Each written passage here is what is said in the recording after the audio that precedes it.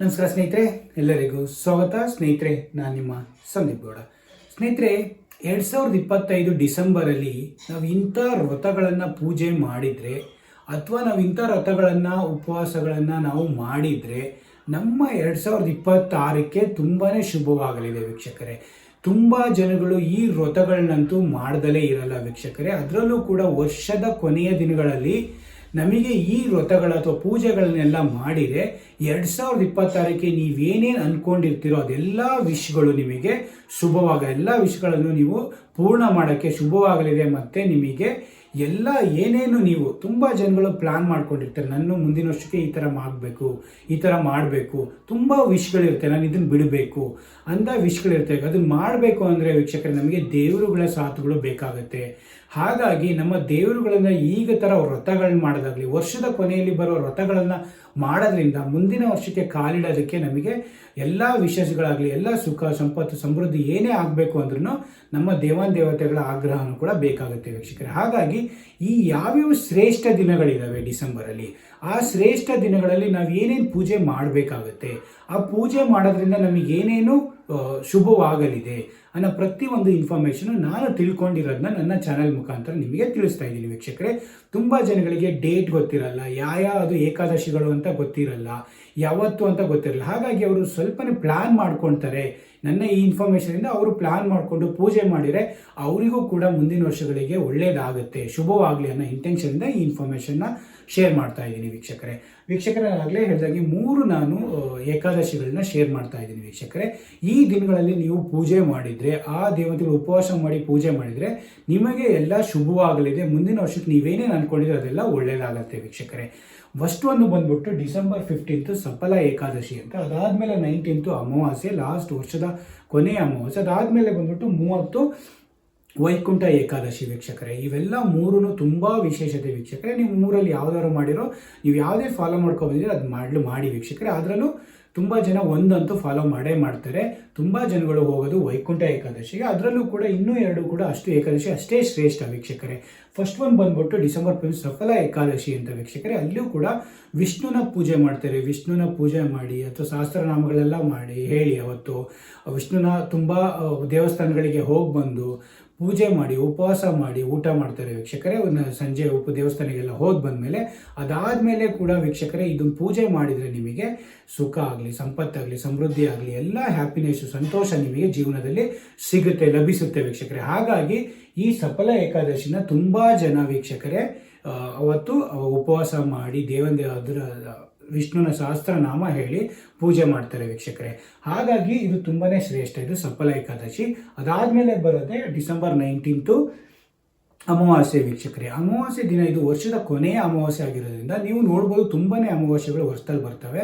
But ಅಮಾವಾಸ್ಯೆ ದಿನ ನಮ್ಮ ಪಿತೃಗಳಿಗೆ ಊಟ ಹಾಕಬೇಕು ಅನ್ನೋದು ಇರುತ್ತೆ ವೀಕ್ಷಕರೇ. ಪಿತೃಪಕ್ಷ ಮೋಕ್ಷ ಸಿಗಬೇಕು ಅನ್ನೋದು ಅವತ್ತಿರುತ್ತೆ. ಗುರು ಹಿರಿಯರುಗಳ ಆಶೀರ್ವಾದನೂ ಕೂಡ ತುಂಬ ಬೇಕಾಗುತ್ತೆ. ಗುರು ಹಿರಿಯರ ಆಶೀರ್ವಾದಗಳು ಬೇಕು ಅಂದರೆ ಅವತ್ತೇನು ಮಾಡಬೇಕು, ಪವಿತ್ರ ಸ್ನಾನಗಳು ಸ್ನಾನ ಮಾಡಿ ಅವರಿಗೆ ಏನಾದ್ರು ಇಷ್ಟವಾದ ಅಡುಗೆಗಳನ್ನೆಲ್ಲ ಮಾಡಿ ಬಡಿಸಿ ಪೂಜೆ ಮಾಡಿಸಿರಿ. ಅವರಿಗೆ ನಮ್ಮ ಪಿತೃಗಳಿಗಾಗಲಿ ಅವತ್ತು ಗುರಿಯರ ಅಜ್ಜಗಳಿಗೆ ಯಾರ್ಯಾರು ಇದಾಗಿರೋ ತೀರ್ಕೊಳ್ಳಿ ಅವರಿಗೆಲ್ಲರೂ ಊಟ ಹಾಕಿರೆ ಒಳ್ಳೇದಾಗುತ್ತೆ ಮತ್ತು ಪವಿತ್ರ ದಾನ ಧರ್ಮಗಳನ್ನ ಮಾಡಿದರೆ ತುಂಬಾ ಶ್ರೇಷ್ಠ ವೀಕ್ಷಕರೇ. ಪಿತೃಪಕ್ಷ ಅಮಾವಾಸ್ಯೆ ಟೈಮಲ್ಲಿ ನಾವು ದಾನ ಧರ್ಮಗಳನ್ನ ಮಾಡಿದರೆ ಅದೇ ಥರ ಮುಂದಕ್ಕೆ ನಾವು ಅಷ್ಟು ದೇವತೆಗಳು ಬಾಕಿ ಟೈಮಲ್ಲೂ ದಾನ ಮಾಡುವಷ್ಟು ನಮಗೆ ಸುಖ ಸಂಪತ್ತನ್ನು ಕೊಡ್ತಾರಂತೆ ವೀಕ್ಷಕರೇ. ಹಾಗಾಗಿ ಈ ಅಮಾವಾಸ್ಯೆ ದಿನ ಡಿಸೆಂಬರ್ 19 ಶುಕ್ರವಾರ ಯಾರ್ಯಾರು ನೀವು ಪಿತೃಪಕ್ಷಗಳನ್ನ ಮಾಡಬೇಕು ಅಂದರೆ ಪ್ರತಿಯೊಬ್ಬರು ಮಾಡಿ ಅವತ್ತು ಪವಿತ್ರ ನದಿಯಲ್ಲಿ ಸ್ನಾನ ಮಾಡಿ ಅಥವಾ ದಾನ ಧರ್ಮಗಳನ್ನ ಮಾಡಿದರೆ ನಿಮಗೆ ತುಂಬ ಒಳ್ಳೆಯದಾಗುತ್ತೆ. ಮುಂದಿನ ಜೀವನಕ್ಕೆ 2026ಕ್ಕೆ ನೀವು ಅದೇ ಥರ ಪ್ರತಿ ವರ್ಷ ಎಲ್ಲ ದಾನ ಮಾಡುವಷ್ಟು ಬೆಳಿಬೋದು ಅಂತ ವೀಕ್ಷಕರೇ. ಹಾಗಾಗಿ ಇದನ್ನು ಕೂಡ ನೀವು ಅಮಾವಾಸ್ಯೆಯಲ್ಲಿ ಯಾರ್ಯಾರು ಏನೇನು ಮಾಡ್ಕೋಬೇಕು, ಪೂಜೆ ಅಥವಾ ವ್ರತ ಮಾಡಬೇಕು ಅಂತಿದ್ರೆ ಎಲ್ಲರೂ ಮಾಡಿ ವೀಕ್ಷಕರೇ. ಅದಾದಮೇಲೆ ನೆಕ್ಸ್ಟ್ ಒಂದು ಬಂದ್ಬಿಟ್ಟು ವೈಕುಂಠ ಏಕಾದಶಿ ವೀಕ್ಷಕರೇ. ಈ ವೈಕುಂಠ ಏಕಾದಶಿಗೋಸ್ಕರನೇ ತುಂಬ ಜನಗಳು ಕಾಯ್ತಾ ಇರ್ತಾರೆ. ಏನೇನೋ ಪೂಜೆ ಮಾಡಬೇಕು, ಯಾವ ಥರ ಉಪವಾಸ ಮಾಡಬೇಕು, ಏನೇನು ಸಹಸ್ರನಾಮ ಹೇಳಬೇಕು ಅನ್ನೋದಂತರ ಎಲ್ಲ ಅರೇಂಜ್ಮೆಂಟ್ ಮಾಡ್ಕೊಳ್ತಾ ಇರ್ತೇವೆ ವೀಕ್ಷಕರೇ. ಇದು ತುಂಬ ಶ್ರೇಷ್ಠವಾದ ದಿನ ವೀಕ್ಷಕರೇ. ವರ್ಷದಲ್ಲಿ ಇದನ್ನು ತುಂಬ ಶ್ರೇಷ್ಠವಾದ ಏಕಾದಶಿ, ವೈಕುಂಠ ಏಕಾದಶಿ ಅಂತ ಕರೀತಾರೆ. ಇಲ್ಲಿ ವೈಕುಂಠ ದ್ವಾರಗಳು ತೆರೆದಿರ್ತಾವಂತೆ ವೀಕ್ಷಕರೇ. ಅವತ್ತು ನೀವು ಏನೇ ಪೂಜೆ ಮಾಡಿರೋ ಅಥವಾ ಅವತ್ತು ನೀವು ಏನೇ ದೇವಸ್ಥಾನಗಳಿಗೆ ಹೋಗಿ ಬಂದರೆ ಅವತ್ತು ನಿಮಗೆ ಡೈರೆಕ್ಟ್ ದೇವರುಗಳ ಆಶೀರ್ವಾದದ ಮೋಕ್ಷವಂತೂ ಸಿಗುತ್ತಂತೆ ವೀಕ್ಷಕರೇ. ಹಾಗಾಗಿ ಈ ಏಕಾದಶಿ ದಿನ ತುಂಬ ಜನ ಉಪವಾಸ ವ್ರತಗಳಾಗಲಿ ಅಥವಾ ಅಭಿಷೇಕಕ್ಕೆ ಪಾಲ್ಗೊಳ್ಳೋದಾಗಲಿ ಅಥವಾ ದಾನ ಧರ್ಮ ಅಂದರೆ ಅನ್ನದಾಸೋಹಕ್ಕೆ ಸಹಾಯ ಮಾಡೋದಾಗಲಿ, ಅಭಿಷೇಕ ಪೂಜೆಗಳಿಗೆ ಅಭಿಷೇಕ ಮಾಡೋದಾಗಲಿ, ಆಗ ಆ ಥರ ದೇವಸ್ಥಾನಗಳಿಗೆ ದೇಣಿಗೆ ಕೊಡೋದಾಗಲಿ ಅದನ್ನು ತುಂಬ ಮಾಡ್ತಾರೆ ವೀಕ್ಷಕರು ಈ ವೈಕುಂಠ ಏಕಾದಶಿ ದಿನ. ಇಲ್ಲಿ ನಿಮಗೆ ಯಾವುದೇ ದೇವಸ್ಥಾನಗಳಿಗೆ ಹೋಗಿ ನೀವು ವಿಷ್ಣುನ ವೆಂಕಟೇಶ್ವರ ಸ್ವಾಮಿಗೆ ತಿರುಪತಿಗೆ ಹೋದರೆ ತುಂಬ ಲಕ್ಷಾದಿ ಜನ, ಯಾವುದೇ ಬೆಂಗಳೂರಲ್ಲಿ ಯಾವುದೇ ನೀವು ವಿಷ್ಣು ದೇವಸ್ಥಾನಕ್ಕೆ ಹೋದ್ರೂ ಲೈನ್ ಗಟ್ಟಲೆ ಜನ ನಿಂತಿರ್ತಾರೆ, ಸಂಜೆ ಆಗಲಿ ಮಾರ್ನಿಂಗ್ ಆಗಲಿ ವೀಕ್ಷಕರೇ. ಆದ್ರೂ ಕೂಡ ಅವತ್ತು ನೀವು ದೇವ್ರು ನೋಡಿದಿಲ್ಲ, ಈ ವೈಕುಂಠ ಏಕಾದಶಿ ತುಂಬ ಶ್ರೇಷ್ಠವಾದ ದಿನ ವೀಕ್ಷಕರೇ.